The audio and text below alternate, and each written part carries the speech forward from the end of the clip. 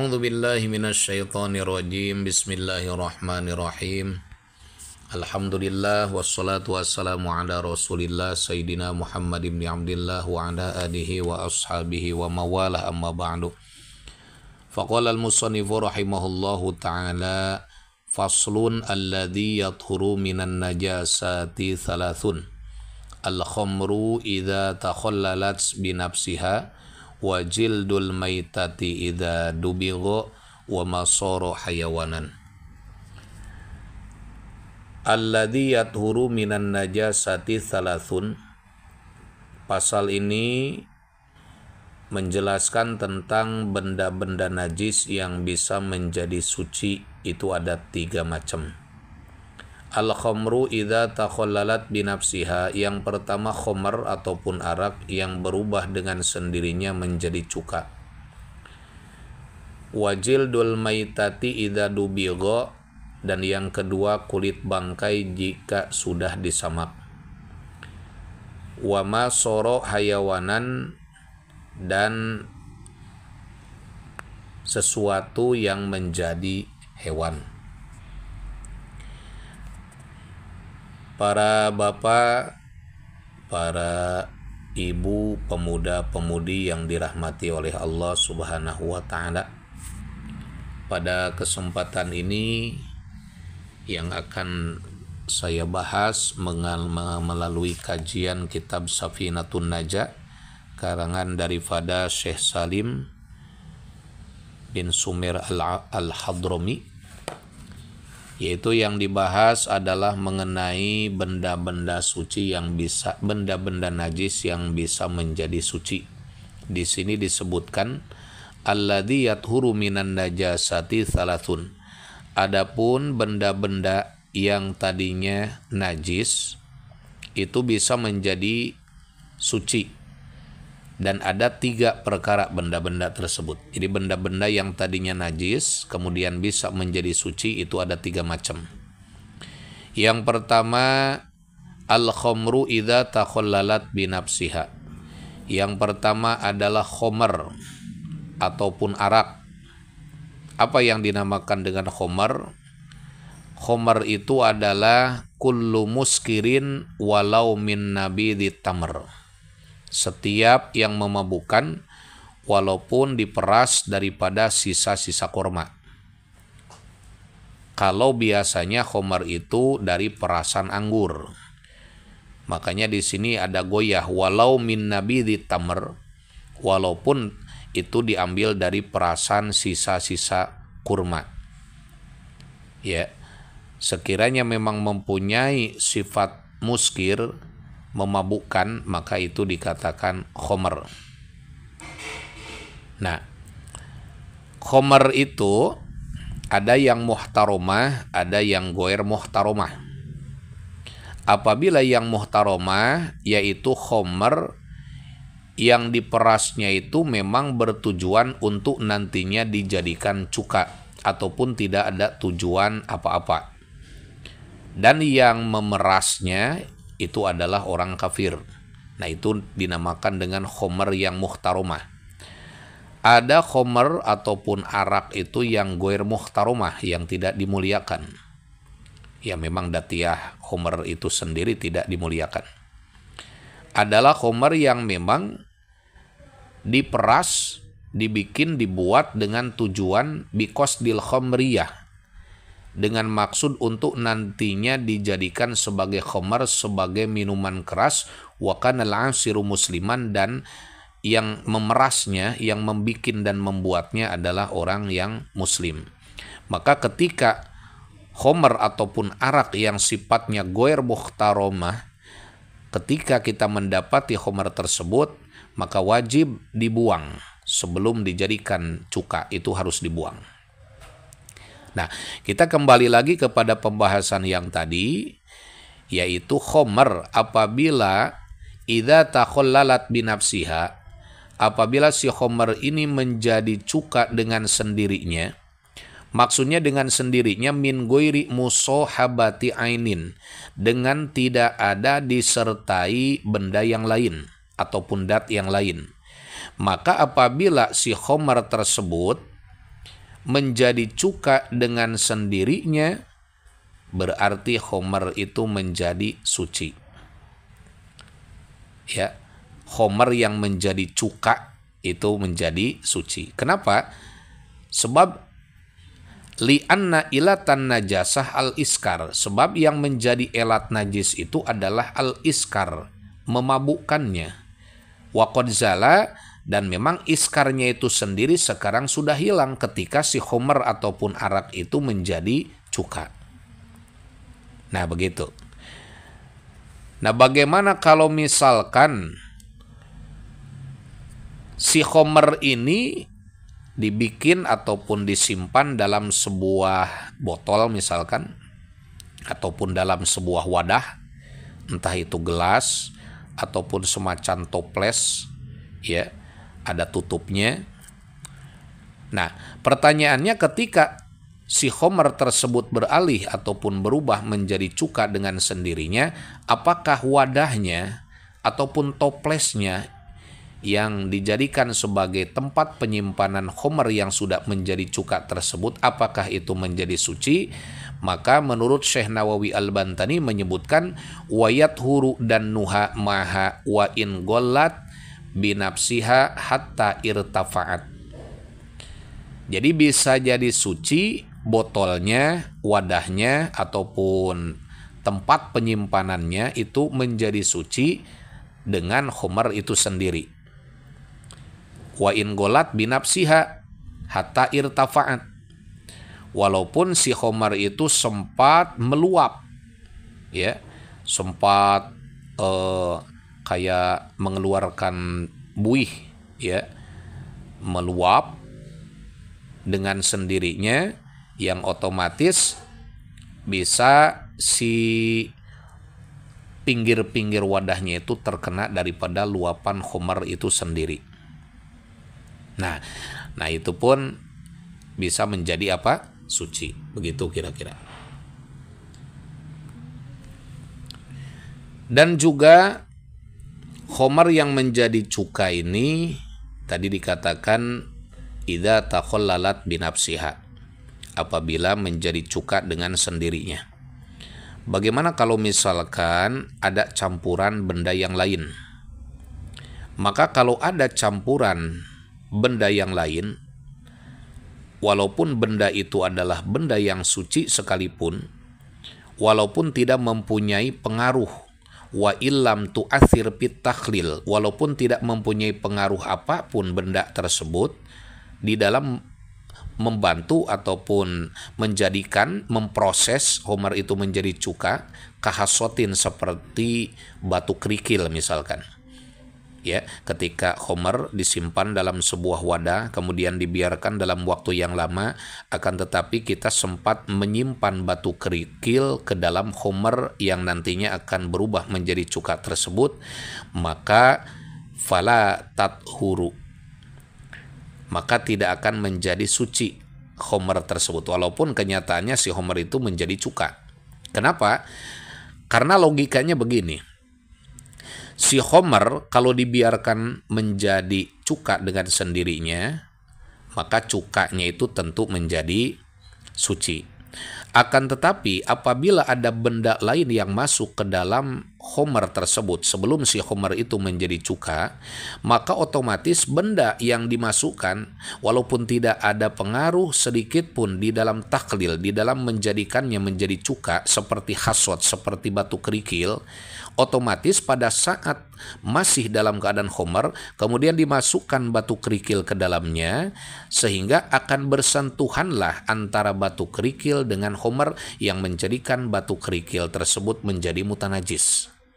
Nah, ketika khomer itu menjadi cuka dengan sendirinya, ataupun ketika khomer itu menjadi cuka, maka otomatis si batu kerikil yang tadi sempat bersentuhan dengan khomer yang menjadikan batu kerikil ini menjadi mutanajis sekarang bersentuhan dengan cuka.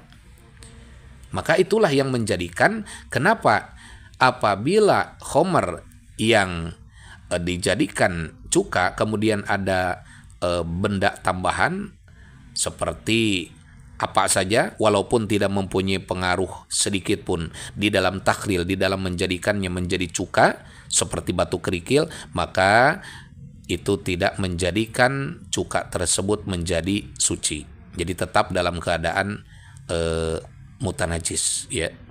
Nah, itu. Kemudian yang kedua, wajildul maitati idza dubigo. Yang kedua adalah kulit bangkai apabila si kulit bangkainya ini disamak. Nah, disamak ini adalah proses untuk menghilangkan sisa-sisa yang ada di dalam kulit tersebut. Di mana kulit bangkai ya memang sebelumnya itu najis ya. Karena kulit bangkai itu kalau di dalam kitab Zubad bait syair yang ke-93 Syekh Ibnu Ruslan mengatakan wajil dumaitatin siwa khinzirin bar wa kalbin iyud bag bihirrifin tohur. Kulit bangkai selain babi darat dan juga selain anjing itu dapat suci dengan cara disamak menggunakan sesuatu yang rasanya sepet. Nah, jadi kulit yang diambil dari bangkai itu bisa dimanfaatkan, tapi harus melalui proses pensamakan terlebih dahulu untuk menjadikan kulit tersebut menjadi suci. Ya, karena Rasulullah Shallallahu Alaihi Wasallam pernah bersabda, ya, di mana dahulu beberapa orang sahabat ditemukan baginda Nabi Muhammad SAW tengah menyeret bangkai kambing untuk dibuang ke tempat yang jauh dari pemukiman guna menghindari bau busuknya, karena biasanya kalau bangkai itu kalau dibiarkan akan menimbulkan aroma yang tidak sedap, aroma busuk yang tentu akan mengganggu kenyamanan siapapun yang menciumnya.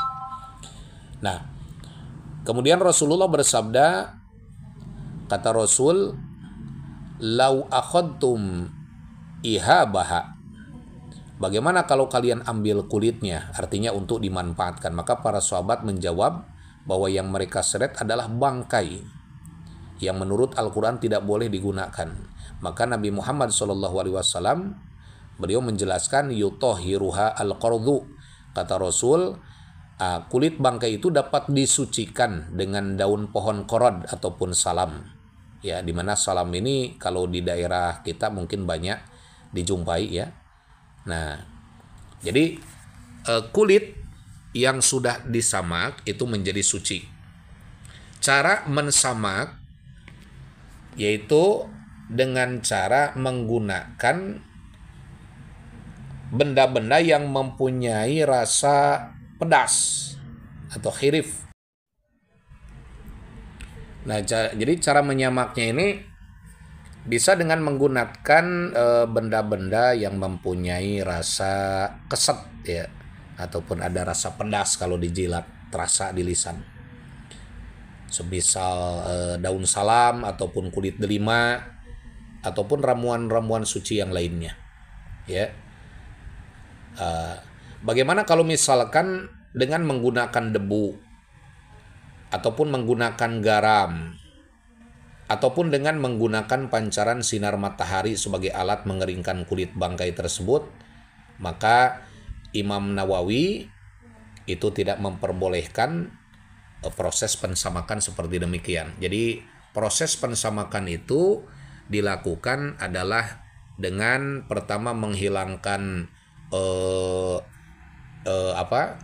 membersihkan sisa-sisa darah ataupun daging-daging yang masih menempel.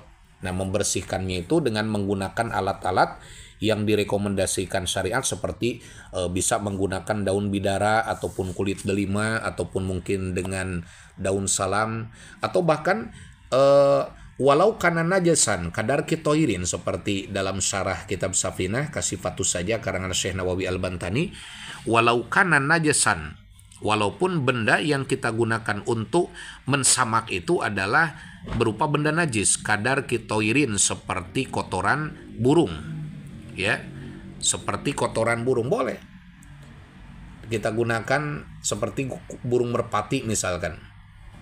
Ya.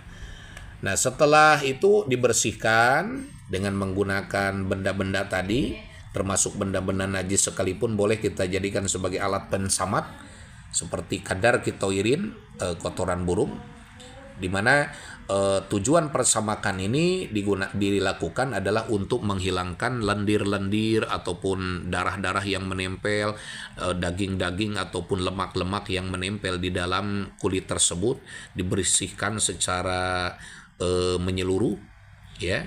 Nah, kalau misalkan setelah proses itu dilakukan, nah maka akan beralih yang tadinya kulit bangkai itu adalah najis, maka kalau sudah dilakukan pensamakan yang dilakukan dengan cara benar, maka beralih yang tadinya najis sekarang menjadi mutanajis, ya. Kalau sudah mutanajis berarti jangan dulu dipakai. Kalau pensamakan itu sudah diselesai, maka si kulit itu jangan dulu dipakai, jangan dulu dimanfaatkan, tapi harus dibersihkan terlebih dahulu. Jadi kulit bangkai dibersihkan kembali dengan air yang suci, di mana ini bertujuan untuk mensucikan. Alasannya karena apa? Karena kalau hanya sebatas dilakukan pensamakannya saja, ia belum benar-benar suci, alias masih mutanajis. Artinya masih terkontaminasi oleh najis. Jadi logikanya begini, kulit bangkai disamak menggunakan benda najis, maka tentu kulitnya berstatus mutanajis sehingga harus dibasuh menggunakan air di sesi terakhir nanti. Begitupun kalau disamak dengan benda suci, kulitnya tetap berstatus mutanajis sebab benda suci tersebut saat proses pensamakan telah terkena ataupun telah bersentuhan dengan darah, dengan sisa-sisa daging yang menempel di kulit, ataupun dengan lendir, ataupun dengan lemak-lemak yang masih ada, yang masih dalam keadaan basah tadi di dalam kulit tersebut. Nah, maka kalau bersentuhan, maka benda suci yang dijadikan sebagai alat pensamak seperti misalkan pakai kulit derima ataupun daun salam, ya, ataupun daun bidara dan lain sebagainya, maka itu akan menjadi mutanajis.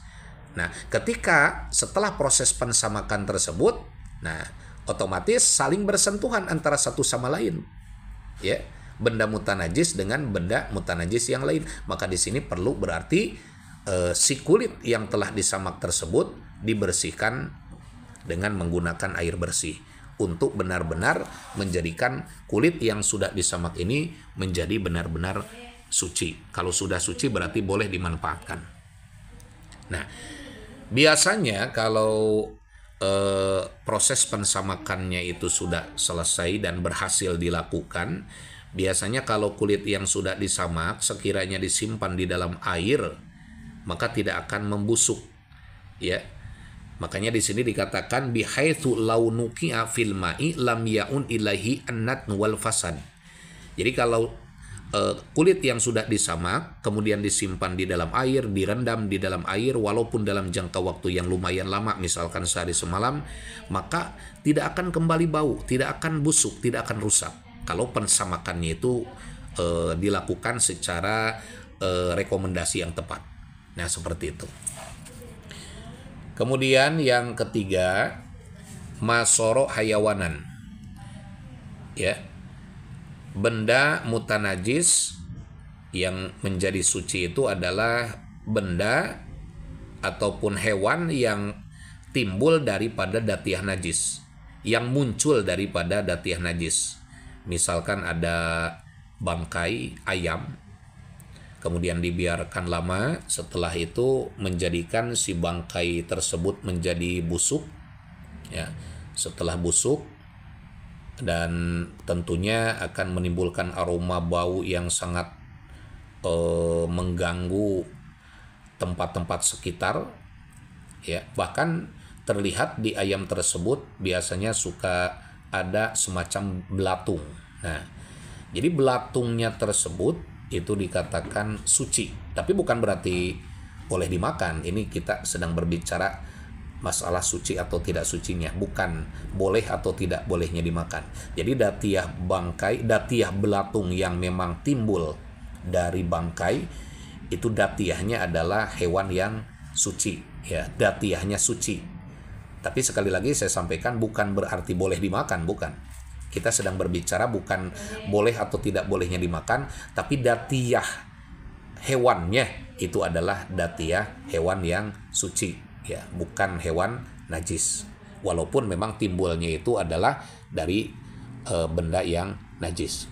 Dan sedikit ingin saya menambahkan tadi mengenai kulit yang sudah disamak, ya, itu menjadi suci. Bagian yang sucinya itu dohiron wabatinan, luarnya suci, artinya luarnya itu yang nampak dari dua sisi atas dan bawah kulit tersebut, jadi suci. Wabatinan, dan juga dalamnya juga suci. Jadi kalau misalkan kulitnya agak lumayan tebal, ya, seperti kulit buaya umpamanya, maka dalamnya juga suci. Artinya dalamnya itu ma'lau syuka la dhuhara. Jadi apabila dibelah itu akan nampak dalamnya. Nah, dalamnya pun itu menjadi suci. Akan tetapi walaupun kulit yang sudah disamak itu sudah menjadi suci, akan tetapi tidak boleh dimakan. Jadi hanya boleh dimanfaatkan dengan cara dibikin ataupun dibuat sepatu, jaket dan lain sebagainya. Tapi kalau dimakan itu tidak boleh. Ya. Jadi kalau dimakan itu tidak boleh. Wala yahilu akluhu, tidak boleh dan tidak halal memakan kulit yang sudah disamak, sawaun kana mimma kulil lahmi am min ghairi. Baik kulitnya itu berasal dari hewan yang memang sebelumnya itu biasa dimakan, seperti dari bangkai kambing misalnya, ataupun dari selain hewan yang tidak biasa dimakan, yang tidak halal dimakan, ya, seperti misalkan dari kulit buaya ataupun ular. Nah, itu saja mungkin yang bisa saya sampaikan, mudah-mudahan ini bisa bermanfaat. Terima kasih. Wallahu a'lam bishshawab.